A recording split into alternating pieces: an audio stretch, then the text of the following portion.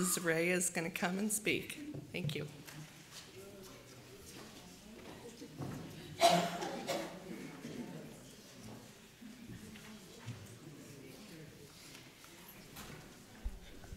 Well, it's definitely nice to know that I can meet another person who's very pessimistic, realistic. I like that term a whole lot better than being pessimistic. Everybody always comments about how happy my husband is, and as a little boy, he was just a wonderful ray of sunshine, and he's just so smiley, and he never gets down about anything, and I'm standing there thinking, what am I, a thunderstorm here? Yeah. I've got a smile on my face too. But it's kind of hard sometimes to live under his shadow there. But so I was like, yes, my fellow partner here. I like that. Well, last night we ended the story of my motorcycle ride. I was on the bike, we're going down Snoqualmie Falls, and the fears of skiing accidents and car accidents were just bombarding me, and I just wanted to scream and tell my neighbor off, tell him I never wanted to speak to him again. How did he ever get me into this predicament? Although I'm the one that got him in the predicament. But I wanted to scream in fear. Those fears were trying to bombard me, and the good fear, the respect that I had for Bill and his rules, were about ready to be pushed out the window here, and I was going to give in to my bad fears, which if I had done so, would have been pretty miserable if I had tried to grab him and scare him to death while he's trying to drive. But the good fear, though, I had to calm down, and I said, get a grip, Kristen. You asked for this, so you might as well carry this ride through.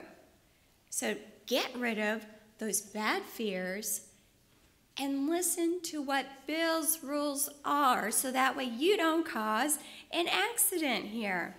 I had to place my focus on the beauty around me. Oh, there were things around me. At the time I couldn't notice. I was too scared.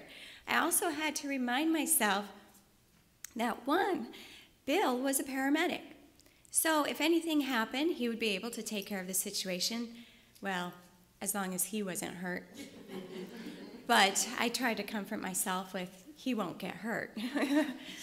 Then secondly, he knew how to drive the motorcycle. He had been driving motorcycles for years. He would drive from here all the way to Spokane to meet his wife on the weekends when they were in college. So he was driving motorcycles for a long time, whereas this was my first time.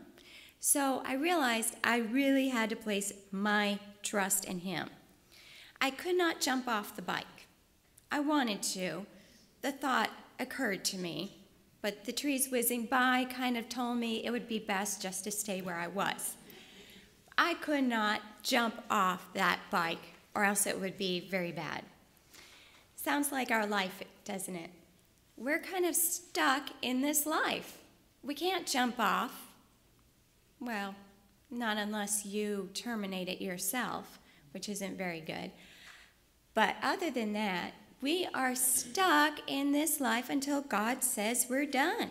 So you're faced with the same choice that I had. I had the choice that either I was going to sit on this bike and for the entire ride I was going to be absolutely terrified, or I could say, all right, I'm putting these fears behind. I'm putting the fears of my past behind. I'm going to trust Bill, and I'm going to enjoy this ride. So you have the same choice in your life. You're on the ride for life, right? You can't get off. So either one, you can continue with your fears. You can continue with your doubts. Oh, this is awful. I don't want to do this. I don't want to do that. Or you can say, hey, I'm going to trust God, because he's everywhere, he knows everything, and I'm going to enjoy the life he has for me. Bruce Larson tells how he helped people struggling to surrender their lives to Christ. For many years, I worked in New York City and counseled at my office any number of people who were wrestling with this yes or no decision. Often I would suggest that they walk with me from my office down to the RCA building on Fifth Avenue. In the entrance of that building is a gigantic statue of Atlas, a beautiful proportioned man who, with all his muscles straining, is holding the world upon his shoulders. Have you seen the picture of that guy? There he is, the most powerfully built man in the world, and he can barely stand up under this burden. Now that's one way to live, I would point out to my companion, trying to carry the world on your shoulders. But now come across the street with me. On the other side of Fifth Avenue is St. Patrick's Cathedral, and there behind the altar is a little shrine of the boy Jesus, perhaps 8 or 9 years old. And with no effort, he is holding the world in one hand. My point was illustrated graphically. We have a choice. We can carry the world on our shoulders, or we can say, I give up, Lord. Here's my life. I give you my world, the whole world. And that's a choice we have today. There are 2 types of surrender that we will discuss this morning. There is the surrender of letting go and the surrender of giving back. And I will try to go a lot slower this time. I was told afterwards, it was fine, but you just went really fast. I couldn't keep up with it. So I will try to keep that in mind. And several of you asked for the notes for last night because I flew through them. They were on the back table in case you wanted to fill in the blanks. So, 1, the surrender of letting go. Is that slow enough? Okay. The surrender of letting go. The definition of surrender is to give up or abandon. To give up or abandon. And that's the first definition. So the first things we need to let go of are our doubts. We need to let go of our doubts. Let me meet you on the mountain, Lord, just once. You wouldn't have to burn a whole bush, just a few smoking branches, and I would surely be your Moses. Let me meet you on the water, Lord, just once. It wouldn't have to be on White Rock Lake, just on a puddle after the annual Dallas rain, and I would surely be your Peter. Let me meet you on the road, Lord, just once. You wouldn't have to blind me on North Central Parkway, just a few bright lights on the way to chapel, and I would surely be your Paul.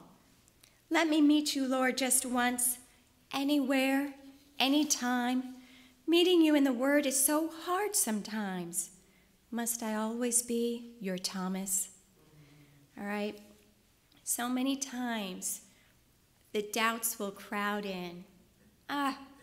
Is God really going to do what he says? Can he really heal?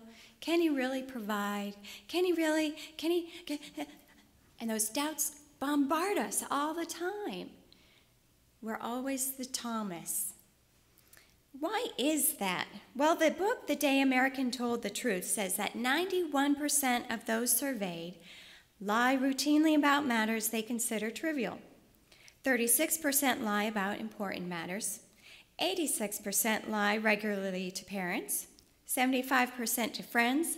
73% to siblings. And 69% to spouses.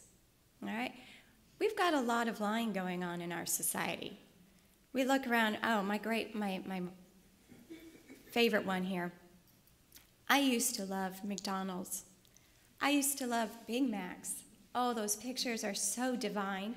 Those 3, pieces of bread with, yummy, thick meat and the sauce just coming down and the cheese just melting. Okay? I love Big Macs. Well, recently, past few years, I've been getting my Big Macs. And I get it and I unwrap it and it's like, where's the beef? All right, I can't see it. All I see is the bread, maybe some cheese. Oh, what's that little dot there? Oh, that's the sauce. Okay, now I have to get in the habit of if I really want a good Big Mac, I have to order the Big Mac. I have to ask for special sauce on the side so that way I can douse it. And then I have to order like another cheeseburger so I can pile on the meat. All right, then that is now the Big Mac here. All right, but that Big Mac that I receive is nothing like the picture. All right, lies. Can't they just do it? All right, we're bombarded by lies all the time. Have you gone to the grocery store and have you picked up on this one? My husband went